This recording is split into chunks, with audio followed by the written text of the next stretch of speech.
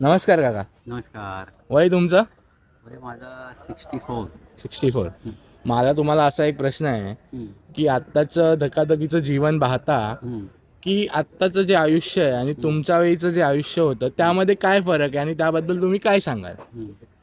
कसं माहिती आहे का, रामायण महाभारतापासून चालत आलेलं आहे की जीवन आहे ना, हे जीवनच आहे. हे तेव्हा कसं होतं आणि आता कसं होतं, याच्या पुढे काय आहे ह्याला काय महत्त्वच नाही आहे. मुळात माणूस जीवन जगतो ना, तो त्याचं जीवन त्याचंच असतं आणि तो एकटा जन्माला आला एकटा निघून जातो. तेव्हा प्रत्येकाने कसं आयुष्य जगायचं हे स्वतः ठरवायचं आहे. मी गोदरेज मैदान कृती समिती, ज्येष्ठ नागरिक युवा कृती समितीचा एक सदस्य म्हणून मी माझ्या जीवनाविषयी मी तुम्हाला बोलतो आहे की जीवन खूप सुंदर आहे हो. पण तुम्ही जे हे विचार करता, म्हणजे ते बोलता, म्हणजे कसं असलं पाहिजे जीवन, ते जीवन आहे ना खूप सुंदर असल्यामुळे आपण त्याच्याकडे त्या नजरेने बघता आलं पाहिजे. तुम्ही त्या नजरेने पाहिलं तर तुम्हाला खूप जीवन सुंदर वाटेल. ह्या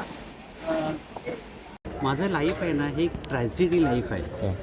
आणि त्या ट्रॅजेडी लाईफ त्याच्यानंतर माझ्या लक्षात आलं की हा लाईफमधून बाहेर पडायचं असेल तर आपल्याला काय करायला लागतं, तर आपलं जे आजूबाजूचे जे सराउंडिंग आहे, जे आपलं आजूबाजूचे वातावरण आहे, ते आपल्याला आनंदीमय करता आलं पाहिजे.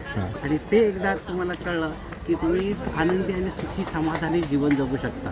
आज मी रोज सकाळी या मैदानामध्ये येतो, 1 तास व्यायाम करतो आणि मस्त सगळे एनर्जी मला मिळते. इथे जितकी माझी सगळी मित्रमंडळी येतात त्यांच्याकडून मला एक वेगळी एनर्जी मिळते आणि खूप आनंद वाटतो. जीवनामध्ये हेच तुम्हाला आनंद मिळवण्यासाठी जीवन आहे, तर तुम्ही ते चांगल्या पद्धतीने जगलं पाहिजे. जे काय आयुष्य देवाने दिलेलं आहे ते चांगल्या पद्धतीने. अहो, जी फुलं देवाने निर्माण केली ती त्याच्याच चरणावर अर्पण करायची आणि त्याच्याकडे काहीतरी मागायचं, देवा मला हे दे, देवा मला ते दे. बघा, परमेश्वर निर्गुण निराकार निस्संग निर्विकार आहे. तो काहीही कुणाचं घेत नाही आणि काहीही कुणाला देत नाही. त्याच्यामुळे फक्त मागायचंच असेल तर तुम्ही हे मागा परमेश्वराकडे, हे परमेश्वरा मला कठीण परिस्थितीत योग्य निर्णय घेण्याचं कौशल्य मला दे. हे परमेश्वरा, जी परिस्थिती मी बदलू शकतो ते बदलण्याचं सामर्थ्य मला दे. हे परमेश्वरा, जी परिस्थिती मी बदलू शकत नाही ते स्वीकारण्याचं धैर्य मला दे. हेच त्या परमेश्वराकडे मागायचं.